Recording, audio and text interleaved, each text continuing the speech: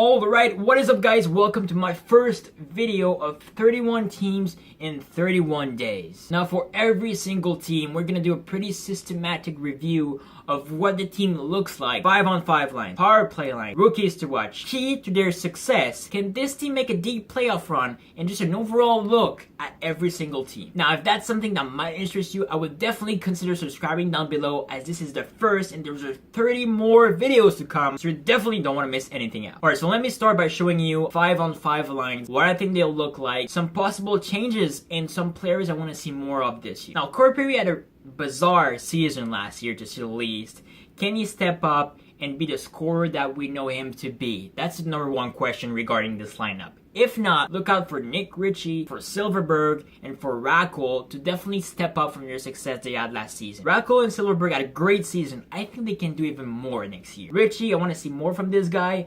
Still pretty young, but I think he could definitely crack that top 6 if Perry doesn't hold up to the expectation. And a rookie to watch, if any of those guys get injured in that top 9, Sam Steele. I think he's gonna start the season in the AHL, but from what I've seen from him in the WHL last year, he was tearing it up. I saw him play at the junior showcase. He was a beast. Now Sam Steele has decent playmaking ability, can actually put the puck in the net, and I wouldn't be surprised to see him crack that roster maybe mid-December, early January, and help the Anaheim Ducks make a deep playoff. Here's just my power play lines, how I think it's gonna start the season alike. I could be wrong.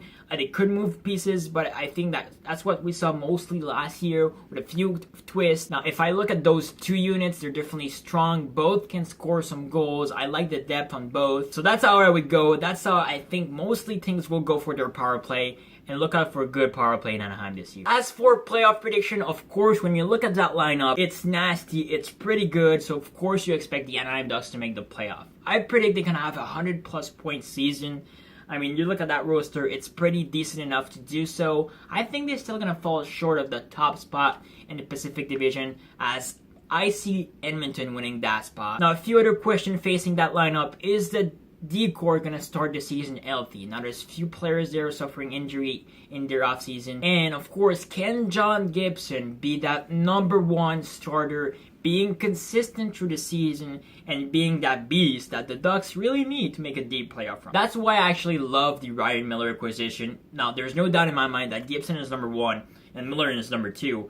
But with the experience that Ryan Miller actually has, he can definitely help Gibson become the true #1 that the Ducks need to have, let's say, a more consistent season and to make a deep playoff run. Because I look at that lineup, they have the pieces. They have Getzlaf and Kessler as a 1-2 punch, which is key in the playoff, as we've seen from the last few years. I like that D-Corps, even though it's still young. I like it a lot. And on the rookie watch, keep an eye on Sam Steele, that could crack that lineup at any time. If it's not this season, as maybe the Ducks want to give him a full season in the AHL to really step up his game, get a little bit more strength, and know the game a little bit more. Next year is definitely going to be a beast, so keep an eye on Sam Steele for sure. But again, this team is too good to be anything short of a 100-point season, as you saw on my prediction. And I'll show you some of the player prediction, their top 5. That's just my overall look of the Anaheim Ducks. Hopefully you guys agree. If you disagree, you can feel free to comment down below anything about the Anaheim Ducks. Now again, this is my personal opinion. I could be wrong. So hopefully you guys liked that video. There's 30 more videos coming down your way. So hopefully you're subscribed because you don't want to miss anything out. If you like that video, drop a like, and I'll see you tomorrow with the Arizona Coyotes.